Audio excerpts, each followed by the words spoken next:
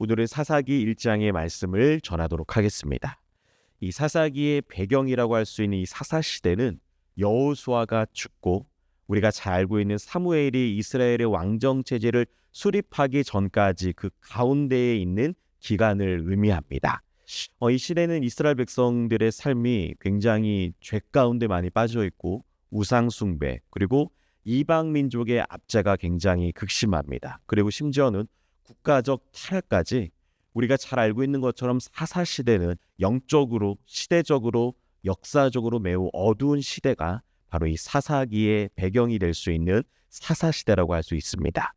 오늘 살피게 될 이 사사기 1장도 사실은 우리가 믿음의 눈으로 보면 굉장히 큰 위기가 있습니다. 무엇이냐면 하나님께서 바로 앞에 성경인 여호수아서에서 약속의 땅인 가나안 땅을 주겠다라고 하셨고 그 약속의 땅을 주셨고 그 약속의 땅을 이스라엘 백성들이 분배받았습니다. 그런데 그 땅이 빼앗길 위기에 처했습니다.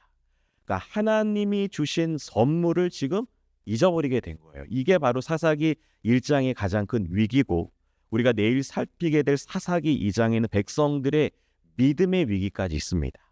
그러니까 선물이 위기에 처해 있고 백성들의 믿음이 2장부터는 흔들리기 시작한 거예요. 내가 하나님의 말씀대로 살아가면 잘 살아갈 수 있을까? 내가 세상 사람들과 섞여 살면서 세상 사람들과 조금은 좀 타협하며 살면 이 세상을 좀 편하게 살지 않을까? 백성들이 고민하기 시작하고 백성들의 믿음의 위기가 찾아오기 시작했습니다.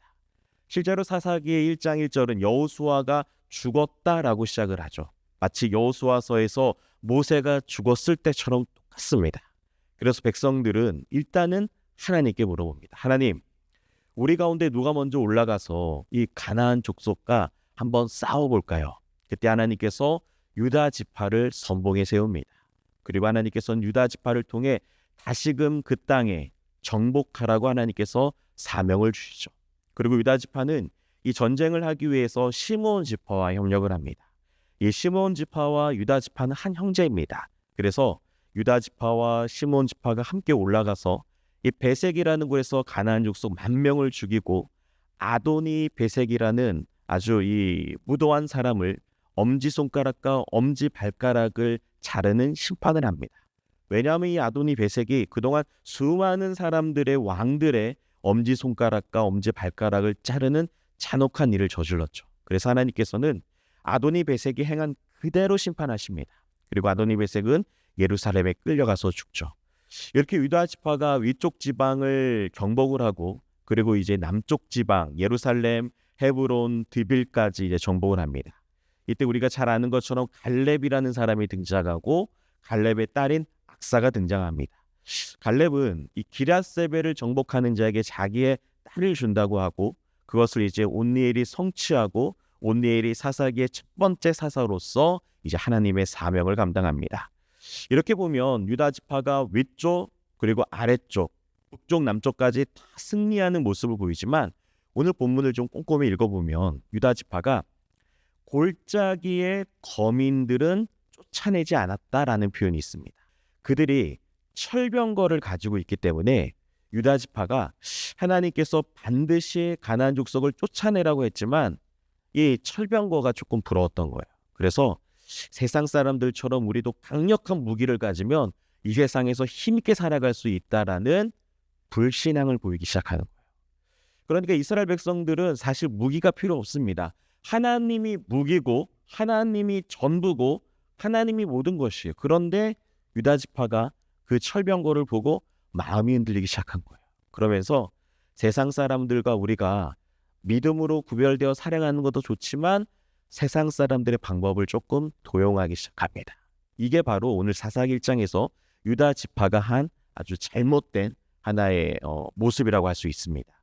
그리고 이제 요셉 지파가 등장을 하는데 요셉 지파도 마찬가지입니다. 하나님께서 점령하라는 그 땅을요 점령하지 않고 베델 사람을 놓아주었다는 표현도 있어요. 그래서 오늘 본문 끝부분에 보면 계속 반복적으로 한 표현이 뭐냐면 가나안 족속을 쫓아내지 못했다. 가나안 족속을 쫓아내지 못했다. 이거는 실패했다는 의미가 아니라 불순종했다는 뜻입니다. 할 수 있는데 하지 않은 거예요. 하나님이 사명을 주시고 너는 이 사명을 감당하도록 내가 책임져 주겠다라고 했는데 그 사명을 감당하지 않는 겁니다. 쫓아내야 될 가나안 족속을 쫓아내지 않는 거예요. 저는 오늘 이런 모습을 보면서 우리들의 삶을 좀 돌아보기를 원합니다. 하나님께서 우리 각자에게 사명을 주시고 직분을 주시고 우리의 삶의 자리에서 해야 될 일들이 있습니다. 그때 우리들이 해야 될 게 무엇이냐면 하나님의 말씀대로 100% 온전히 순종하는 거예요. 오늘 유다 지파와 요셉 지파는 세상의 눈을 살짝 돌린 거예요. 그리고 하나님의 방법대로 살지 않고 세상 사람들의 방법을 조금 더 내 삶에 채용한 거죠. 그러면 어떻게 될까요? 조금 더 편한 거예요.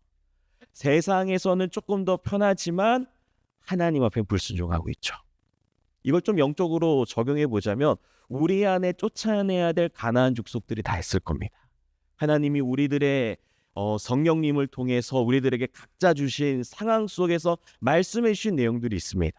그때 우리들이 해야 될 건 뭐냐면 100% 우리들 안에 있는 가나안 족속을 쫓아내야 될 줄 믿습니다. 하나님은 지금 그걸 원하시는 거예요. 어설프게 교회 다니면서 주중에는 세상 사람들처럼 살면서 주일날만 예수 믿는 사람처럼 살지 말라는 것입니다. 하나님께서 여러분들에게 각자 주어진 사명과 역할이 있습니다. 가정에서의 사명, 직장에서의 사명, 교회에서 사명, 우리들의 해야 될 일들은 다 하나님께서 주시는 사명이에요. 그때 우리들이 해야 될 게 무엇이냐면 100%의 순종이라는 거예요. 하는 척이 아니라 하는 것입니다. 마치 믿는 것처럼 살아가는 것이 아니라 실제 내 삶의 자리에서 믿는 거죠. 여러분들 예수님의 모습을 보십시오. 예수님의 순종은 100%의 순종입니다. 근데 여기에서 핵심이 있습니다. 예수님의 순종은 자발적인 순종이며 기쁨과 감격의 순종이었습니다. 그러므로 우리가 이 땅을 살아가면서 오늘 이 하루도 우리가 내가 순종의 삶을 살아가야겠지 하면서 다른 사람들에게 보여주는 순종이 아니라 하나님 앞에 보여주는 자발적인 순종이 되기를 간절히 원합니다. 그리고 또한 그 순종은 반드시 기쁨과 감격으로 여러분들에게 다가오셔야 됩니다. 그것이 하나의 율법처럼, 그것이 하나의 기복주의처럼 내가 이 순종을 하면 괜찮겠지가 아니라 그냥 순종 자체가 우리들에게 복이 되기를 간절히 소망합니다. 그게 순종인 겁니다. 결과는 하나님께서 나중에 주시고 순간순간마다 여러분들의 입술과 여러분들의 삶과 여러분들의 결정 가운데 오늘 이 하루 순종의 많은 열매를 맺어가서 하나님 나라를 세워가시며 하나님 나라의 귀한 일꾼으로 제사보다 그 어떤 제사보다 뛰어난 순종의 삶으로 오늘 이 하루 하나님께 영광 돌리는 저와 여러분들이 되기를 간절히 소망합니다.